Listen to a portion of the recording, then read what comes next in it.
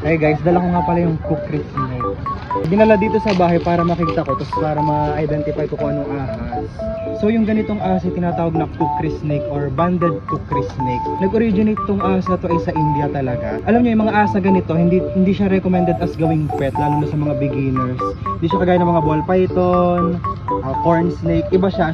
Kaya siya tinawag na kukri snake kasi yung kukri ay hango sa isang kukri blade from India. Isa siyang kutsilyo na kung tawagin ay kukri blade. Aalpasan ko rin siya kasi mas makakabuti sa kanila na alpasan ko na lang sila. So yung mga ganitong klaseng ahas guys ay kino-considered as kabilang sa mga non-venomous snakes, and kilala sila as mahiyain and takot sa tao. Pero syempre lahat naman ng ahas ay may defense mechanism kapag sila ay na-provoke or feeling nila ay sila ay inaatake. So pwede pa rin talaga sila makapangagat. Kaya nga sila tinawag na kukri snake dahil hango nga dun sa kukri blade kasi ganun daw yung shape ng ngipin nila na kayang makakat ng skin ng tao. So ibig sabihin sobrang talas talaga ng fangs So nila. guys, dito namin siya aalpasan kasi ito ang kanilang tamang habitat.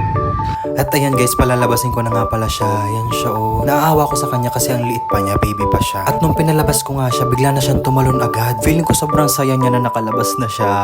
Hindi ko naman to alagaan, baka alpasan ko lang din to. And thank you po sa nagdala dito sa bahay.